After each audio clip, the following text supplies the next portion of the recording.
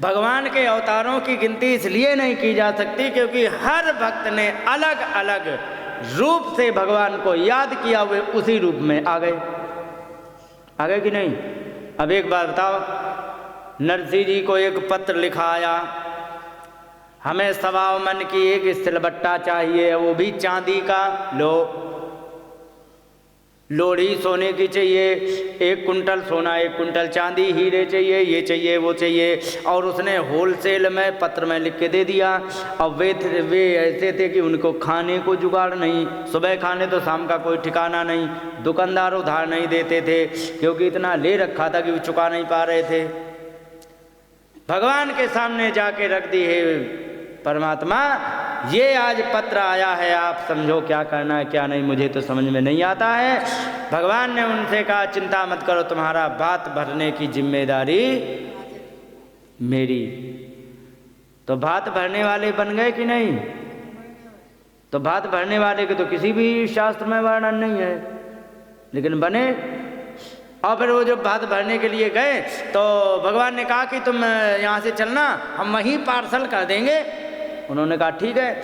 उन्होंने 16 सूरदास बैठाए गाड़ी में, वो भी मांगे तांगे की, अब वो भी पुरानी गाड़ी, बैलगाड़ी, और उसमें भी लगा लिए बैल। और एक नाली क्रॉस कर रहे थे, एक बार चढ़ी और बच्चे से पहिया गिरा, टूट गई।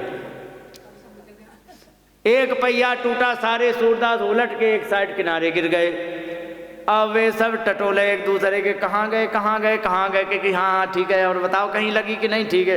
अब वे खड़े हो गए, नरसिंह जी हे भगवान अब क्या करें, जंगल में कहाँ से खाती आवे जो इसकी रिपेयरिंग करे और हम आगे जाएं। तुरंत देखा एक नई उम्र का 16-17 साल का बसूला हरी लिए और अपने छेद करने वाला जुगाड़ और लिए चला आ रहा था। उन्होंने कहा राधे श्याम, राधे राधे राधे। भैया क्या करते हो? कुछ नहीं, लकड़ी का काम करते हैं। और कहिए हमारा इसका कुछ हो सकता है जुगाड़? क्योंकि बिल्कुल होता है। उन्होंने तुरंत पहिया बना दिया। ये कौन थे? खाती में जो थे वे कौन थे? परमात्मा थे। किसी शास्त्र में वर्णन है? उत्तर है नहीं है। कोई बात नहीं, बात भर गया, खाती बन गए, कोई बात नहीं। फिर एक वही नरसिंह जी के यहाँ आ गए 4-5 बाबा जी। और ये है कहाँ के? ये नरसिंह रहते जूनागढ़ में, वो भी गुजरात में, और जाना था द्वारिका, वो भी गुजरात में, और बीच में पड़ता था जंगल, वहाँ होती थी लूटपाट। वे लिए थे 70 असरफियाँ, सोचा कि ये ले जाएंगे और वहाँ पर बेच करके इसी से भंडारा करेंगे। तो हमें वहाँ भंडारा करना, भंडारा के लिए चले गए। और वहाँ पर गए जूनागढ़ में तो किसी लोफड़ व्यक्ति से पूछ लिया, महाराज यहाँ कोई ऐसा है जो हुंडी का काम करता हो? हुंडी जानती हो? नहीं जानती हो? तुम्हारी भाषा में बताएं। तुम्हारे पास पैसे हैं, अकाउंट तो होगा ही, होंगे 2-4 करोड़ रुपए। तो तुमने क्या किया? सुनो, तुम्हें पैसा मिला, मान लो तुम्हें यहाँ पर है, तुम्हें 2000 रुपए थे, बैंक में डाल दिए, ठीक है, पहुँच गए। अब तुम्हें बाई चांस जाना पड़ा जयपुर या मुंबई, वहाँ तुम्हें पैसा की आवश्यकता पड़ी, लगाया एटीएम, तुरंत निकाला, हाथ में आ गए कैश, आ गए कि नहीं? तो आजकल ये डिजिटल हो गया, ऑनलाइन हो गया, लेकिन पहले ये ऑफलाइन होता था। कैसे? महावा में कोई सेठ जी हैं और एक सेठ जी हैं नीम का थाना में हैं, दोनों भैया काम करते हैं हुंडी का। तो यहाँ पर क्या हुआ, किसी ने 100 रुपये सेठ जी को जमा कर दिए। उन सेठ जी ने एक पत्र लिख दिया और 100 रुपये और प्लस उसका सर्विस चार्ज जो भी बनता है वो दे दिया। उन्होंने 100 रुपये की पर्ची लिख करके दे दी, जाओ हमारे वे भैया उनसे ले लेना। यहाँ से पर्ची लेके गए। अगर जो डकैत मिलेंगे, डाकू, तो क्या लेंगे? पर्ची लेंगे, पर्ची दे के कुछ करेंगे नहीं। तो उन्होंने क्या किया, वो पर्ची लेके उन दूसरे भैया को दे दी। उन्होंने तुरंत 100 रुपये निकाल के दे दिए। ये समझ गए हुंडी? आजकल ये होता है, इसी को कहते हवाला कारोबार, समझ रहे हो?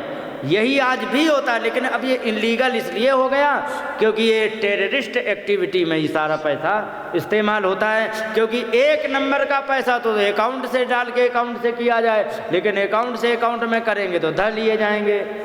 तो ये हवाला का काम आजकल बुरे कर्मों में इस्तेमाल होने के कारण आजकल ये इलीगल हो गया। अब समझ गए हुंडी कारोबार? अभी भी नहीं समझे? हाँ, तो नरसी जी के पास भेज दिया कि जाओ ये बड़े बड़े सेठ जी हैं, इनकी वहाँ पर ब्रांच है, वहाँ मिल जाएंगे। अब उनके पास गए बाबा जी ने और खूब अच्छी तरह पक्का करके भेजा बाबा जी को। अरे बड़े वैसे हैं, लेते नहीं हैं, बड़ा आग्रह करोगे, महात्मा हैं, भगवान का भजन बहुत करते हैं, लेते नहीं, इस झंझट में नहीं पड़ते, लेकिन तुम कहोगे तो ले लेंगे। अब उनके पास खाने को जुगाड़ नहीं, वे हवाला वो हुंडी कारोबार कैसे करेंगे? तो वहाँ पर गए बाबा जी, कहने लगे महाराज हमें पता लगा हुंडी का काम करते हो आप, बहुत बड़े सेठ जी बताए। नरसी जी ने कहा हे भगवान, सेठ जी और मैं किसने बताया? कि अरे गांव भर बता रहे, अरे जान गए कि ये किसी चुगली करने वाले का काम है। वहाँ पर जब बाबा जी से कह दिया कि नहीं महाराज ऐसे नहीं, अरे नहीं नहीं हमें पता तुम हो, तुम ये वो, अरे बड़ी लंबी लंबी बातें बाबा जी ने मारी। और उन्होंने कहा नहीं हम ऐसा नहीं, हाथ जोड़ के बड़े प्रणाम किया, महाराज हम नहीं है। अरे नहीं तुम ही हो, इतना भर दिया था। बाबा जी माने नहीं, तो उन्होंने नरसी जी ने कहा जब आ ही रहे हो तो फिर लाओ, फिर लाओ, हाँ हम बनाते पर्ची, लिख दी। और सेठ जी तो उनके वहाँ कोई थे नहीं, उनके भगवान का नाम था समरिया। तो इस समरिया को एडिट करके सेठ जी बना दिया, तो लिख दिया सामल शाह। क्या लिख दिया? सामल शाह, क्योंकि समरिया नाम है और उसी को मॉडिफाई करके नाम सामल शाह बना करके भेज दिया, जाओ ढूंढो जाके। भगवान का पता लिख दिया। नरसी जी ने यहाँ पर जो 70 असरफियाँ मिली सारे सेठों का उधारी चुकाई, और उधारी चुका के जो बचा सबको बुलाया बाबा जी को, आ जाओ हमारे यहाँ भंडारा है, सबको भंडारा करके खवा दिया। लो वहाँ का मैदान साफ। बाबा जी गए, जा करके वहाँ पर ढूंढे भैया सामल शाह जी की गद्दी कहाँ है, सामल शाह जी की गद्दी कहाँ? दिन भर भूखे प्यासे भटके और सामल शाह जी की गद्दी ना अब मिली ना तब, क्योंकि थी नहीं। ढूंढते रहे। बाबा जी कहने लग गए कि अरे अच्छे हम ठगी के शिकार हो गए, कहाँ गांव वालों ने फंसा दिया। और कहने लगे कि हमें ठगी के शिकार हो गए, क्या हमें पता नहीं था ऐसा हो जाएगा। तो इतनी देर बैठे सारे, माथा पकड़े, भूख लगी लेकिन भूख की याद नहीं, प्यास लगी प्यास की याद नहीं, क्योंकि उनका मिशन ही फेल हो गया। तब तक देखा बड़ा सुंदर कोई चला आ रहा था, सजा धजा और बढ़िया मुकुट पगड़ी पहने सेठों वाली। आजकल तो बेचारे सेठ के पास ऐसे ही घूमते, पहले सेठों का अलग वेश होता था, बढ़िया पगड़ी पहनते थे, राजपूतों का अलग वेश होता था, बढ़िया वे अलग सजते थे, ब्राह्मणों का अलग वेश था। आजकल सब चांडाल की तरह घूम रहे हैं, घूम रहे कि नहीं? सब एक जैसे हो गए। तब वे अपने वेश में आए, बढ़िया पगड़ी बांधे और उसमें छोटा सा मुकुट पहनते थे सेठ लोग। उस समय राजा लोग जो होते थे वो बड़ा, वो अपने पद के अनुसार पहनते थे। तो उनसे पूछा कि यहाँ पर कोई जूनागढ़ से महात्मा आए हैं, वे आप ही हो? अरे हाँ हमारा सामल शाह का पत्र लेके, क्योंकि हाँ। और उनके छाती ठंडा गई, हा सेठ जी मिल गए। कहने लगे देखो तो सेठ जी कितने सुंदर हैं। सेठ जी कह रहे कि सुनो मैं सेठ जी नहीं हूँ, सेठ जी का मुनीम हूँ। अच्छा मुनीम इतने सुंदर, सेठ जी कितने बढ़िया होंगे। गए वहाँ पर और जा करके सेठ जी की गद्दी पर बैठ करके, नए 16 वर्षीय सेठ जी थे। अब वे सेठ जी कौन थे वो तो सब समझते हो। और जा करके वहाँ पर असरफियाँ पर्ची ली, और असरफियाँ सर्विस चार्ज की बात छोड़ो, सवाई दे दी लो, और एक पत्र लिख दिया। कहने लगे सुनो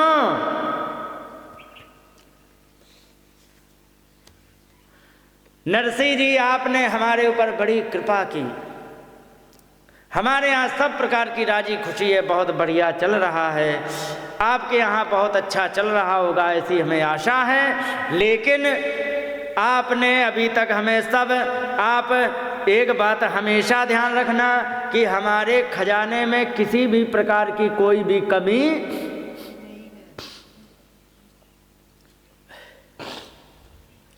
और जितनी भी तुम्हें हुंडी लिखनी है, कभी भी हुंडी लिखना बंद तुम मत करना, क्योंकि अपने खजाने में किसी भी प्रकार की कोई कमी नहीं है। लेकिन आपने एक बहुत बड़ी कृपा की है। अभी तक भगवान कृष्ण को क्या कहते हैं? माखन चोर, चीर चोर, चित्त चोर। लगा है लोगों की नहीं भगवान के पीछे चोर का।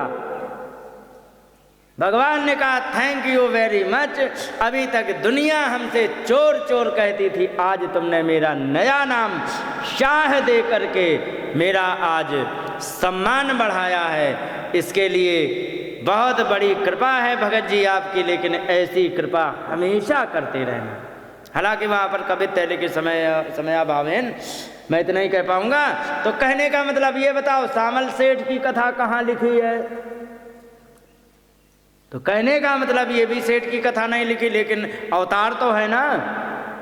इसीलिए कहा गया है अवताराय असंख्या, असंख्य अवतार हैं भगवान के। क्योंकि भक्त लोग जाने किस रूप में बुला लें। गीता के 7वें अध्याय के 21वें श्लोक में एक बड़ी सुंदर बात कही गई। क्या कही गई? कही कि यो यो याम याम तनुम भक्तः श्रद्धया अर्चितुम इच्छति तस्य तस्याचलाम श्रद्धाम ताम एव विदधाम्यहम्। उसकी उस श्रद्धा को, जो अचल श्रद्धा है, उसको देख करके पहले कहा यो यो याम याम तनुम भक्ता, जो भक्त जिस शरीर का पूजन करते हैं, अर्चितुम इच्छति, पूजन करना चाहते हैं, तो तस्य अचलाम श्रद्धाम, उसकी अचल श्रद्धा को देख करके ताम एव विदधाम्य, मैं उसी शरीर को धारण कर लेता हूं। तो भगवान के अवतारों की कोई गिनती नहीं है, समझ गए? किसी भी शास्त्र में नहीं लिखा है कि खाती बन के भी भगवान आ सकते। किसी भी शास्त्र में नहीं लिखा कि भात भी बनने भगवान आ सकते। किसी भी शास्त्र में नहीं लिखा कि वे सेठ जी बन सकते। और किसी भी शास्त्र में ये भी नहीं लिखा कि भगवान नाई भी बन सकते हैं। नाई की कथा पता है तुम्हें? नहीं। एक नाई था और दुर्योधन को रोज तेल लगाने जाता था। पहलवान था, योद्धा था, रोज तेल लगाने जाए और तेल लगा करके और फिर वो कसरत वगैरह किया करता था और उसमें जो अपना पेमेंट मिलता था उससे गुजारा करता था। तो ये उसका काम था। एक दिन की बात, जैसे यहाँ कथा चल रही है ऐसे सत्संग चल रहा था, बाबा जी प्रवचन दे रहे थे और वो नाई जाकर के तेल की कटोरी हाथ में और लिए बैठ गया और ऐसा प्रवचन सुनने में मस्त हो गया कि वो भूल गया कि हमें 5 बजे जाना, 6 बजे छुट्टी होती है, और बैठा ही रहा। और जब सत्संग में बोला गया बोलिए गोविंद भगवान की जय हो, तब उसे होश आया, अरे मैं कहीं जा रहा था। तब तक बज गए 6। लेकिन यहाँ पर क्या घटना घट गई तुम्हें पता नहीं। अब सुनो, भगवान ने देखा कि हे भगवान, नाई आज हमारी कथा सुनने में, संतों का प्रवचन सुनने में समय लगा दिया है और दुर्योधन बहुत दुष्ट है। उसको किसी की भी हत्या करना मच्छर मारने के बराबर है। मच्छर बैठा ऐसे पट से मारा, तुम्हें कोई प्रयास करना पड़ा? और तुम्हें तो नहीं करना पड़ा, ऐसे किया, हल्का किया कि नहीं, लेकिन वो तो गया जान से। ऐसे ही दुर्योधन था। उसको किसी को मारने में किसी भी प्रकार की संकोच नहीं होता, तो मच्छर की तरह मनुष्य को मार देता है। और अब ये नाई जाएगा तो कल ही इसका अंतिम संस्कार हो जाएगा, 13वें दिन 13वीं हो जाएगी। और मेरे यहाँ आकर के, मेरे सत्संग में आकर के, मेरा नाम सुन के, मेरे भक्तों की वाणी सुन करके यदि ये मारा गया तो कलयुग आने वाला है, कोई भी सत्संग करने नहीं जाएगा। सच है कि नहीं? और जब सत्संग करने नहीं जाएगा तो हमारी क्या महिमा रह जाएगी। वैसे ही मैं आलू के भाव बिक रहा हूँ, बिक रहे भगवान आलू के भाव की नहीं, ईमानदारी से। कोई नहीं, इतने बड़े गांव में ये हैं, इतने समझ रहे हो, तो आलू के भाव बिक रहे हैं। और अगर जो वो हमारे नाम और हमारे भक्तों के प्रवचन सुनने में यदि मारा गया तो आगे हमें आलू वाले भी भाव नहीं मिलेंगे, क्या फायदा। भगवान ने क्या किया, तुरंत नाई का वेश बनाया, हाथ में कटोरी ली, तेल लेके पहुंच गए, समय पर बिल्कुल फिक्स टाइम पर गए और जाके अच्छी तरह तेल लगाया। दुर्योधन कह रहा था, महाभारत में सब वर्णन किया गया है, समय अभाव के कारण मैं संक्षेप में सुना रहा हूँ। तो वहाँ पर दुर्योधन कह रहा कि नाई एक बात बताओ, रोज तेल लगाते थे, आज आपके तेल लगाने में आनंद बहुत आ रहा। भगवान ने कहा चुपके से लगवा ले नालायक, हाँ नहीं तो तेरे में तेल लगाने नहीं आता, नाई की जान बचानी है इसलिए चुपके से लगवा ले। मन में विचार किया, तेल लगाया, समय हुआ, निकल गए। अब नाई कांपने लगा, हे भगवान कल तो हमारा राधे राधे। दूसरे दिन बेचारा पैर कांपते हुए गया, जाकर आइए आइए आइए आइए, आगे आगे, बहुत अच्छा बहुत अच्छा, आ जाओ तेल लगाओ। और उसने तुरंत उतारे कपड़े, लेट गया। नाई तेल लगाता जाए, सोचा कि अब तेल लगवा के शायद हमारी गर्दन का हिसाब करे। अब ये फिर बाद में कहने लगे, एक बात बताओ, कल जो तुमने तेल लगाया था बड़ा आनंद आया था, आज आनंद क्यों नहीं आया? वो खड़े खड़े सूख गया। हे भगवान, अब क्या करे, क्योंकि मैं तो आया ही नहीं था। चुपके से लगाता रहा, बेचारा कांपता रहा हृदय में, लेकिन लगाना है, क्या करे। लगा रहा था, कोई बात नहीं, और तेल लगाया, और तेल लगा करके और अंत में कह दिया, भाई ये एक बात बता दें नाई, कल जो तुमने तेल लगाया था उतना आनंद मुझे वास्तव में नहीं आया। तुम्हें अच्छा लगे या बुरा लगे फिर भी ठीक है, कोई बात नहीं, तुम जाओ। अब उसके कान खड़े हुए कि मैंने इसके तेल नहीं लगाया है, इसकी तो अब तक ये हमारी गर्दन उतार देना चाहिए था, लेकिन गर्दन नहीं उतारी। लेकिन कह क्या रहे कि तुमने कल तेल लगाया, आखिर ये हुआ क्या है। तब उसे होश आया कि आहा, मेरी जान बचाने के लिए परमात्मा। बताओ नाई का वर्णन किस ग्रंथ में है? इसीलिए कहा गया है परमात्मा के अवतारों की कोई संख्या नहीं है। तो यहाँ 24 अवतारों का नाम लिया गया है। तो इन 24 अवतारों का इसका वर्णन बड़ा लंबा है। भागवत एक बार बता दे तुम्हें सच्चाई, भागवत बहुत कठिन विषय है और बड़ा सरल विषय है समझने के लिए, और इतना रसमयी विषय है कि जिसको कहते ही चले जाओ आनंद आता कि नहीं, ईमानदारी से अच्छा लगता है ना। लेकिन अब अगर जो इसी स्पीड से यदि हम कथा कहेंगे ना तो 6 महीना लगेंगे पूरे होने में। कितने दिन? 6 महीना के लिए सेठानी जी भी हाँ नहीं करेंगी। क्या सेठानी जी नहीं करेंगी? कहने का मतलब ये है कि समय की मर्यादा और समय की गति के हिसाब से अपने, इसीलिए मैं एक दिन एक्स्ट्रा लेता हूँ। सबकी 7 दिन में पूरी हो जाती, मैं एक दिन एक्स्ट्रा करता हूँ। कलश यात्रा और महात्मा एक दिन अलग करता हूँ, कल किया था ना, और इसके बाद 7 दिन करता हूँ, क्योंकि हमें वो भी कम पड़ जाते हैं। तो क्योंकि देखो हमें भागवत करने हैं, वो यदि विषय यदि तुम्हारे अंदर क्लियर नहीं हुआ, उसमें भी संदेह बने रहे तो क्या फ़ायदा भागवत का। समझ गए? ये शास्त्र है। शास्त्र कैसा? जैसे अर्थशास्त्र, भूगोल शास्त्र, विज्ञान शास्त्र होता है ना, रासायन विज्ञान शास्त्र जिसको केमिस्ट्री फिजिक्स, तो वैसे ही इसमें कॉन्सेप्ट हैं, वो क्लियर नहीं होंगे तो भी दिक्कत है। तो इसलिए तो यहाँ पर 24 अवतारों का वर्णन किया गया है। पहले में सनक सनंदन सनातन सनत कुमार, दूसरे में वराह भगवान, तीसरे में नारद, चौथे में नर नारायण ऋषि, 5वें में कपिल देव भगवान, 6ठे में दत्तात्रेय, 7वें में यज्ञ भगवान, 8वें में ऋषभदेव, 9वें में पृथु भगवान, 10वें में मत्स्य रूप में भगवान, 11वें में कच्छप अवतार में, 12वें में धन्वंतरी, 13वें में मोहिनी और 14वें में नृसिंह भगवान, 15वें में वामन भगवान, 16वें में परशुराम, 17वें में व्यास जी और 18वें में राम जी, 19वें में राम, 20वें में कृष्ण, राम कृष्ण समझ गई, बलराम और कृष्ण, हाँ, और 21वें में बुद्ध, जो अभी पेंडिंग वो जो हो चुका है, और 22वें में कल की जो पेंडिंग पड़ा है, और 2 अवतार और हैं। कौन? हरि रूप में जिन्होंने गजराज को बचाया था, और एक हंस अवतार जिन्होंने ब्रह्मा जी को ज्ञान दिया था। तो ये 24 अवतारों की मुख्यता कथा है। इनमें भी 10 अवतार और मुख्य हैं। तो कहने का मतलब मुख्य नाम लिए जा सकते हैं। भगवान के पूरे अवतारों का वर्णन तो कोई कर ही नहीं सकता है। समझ गए? तो ये है मतलब।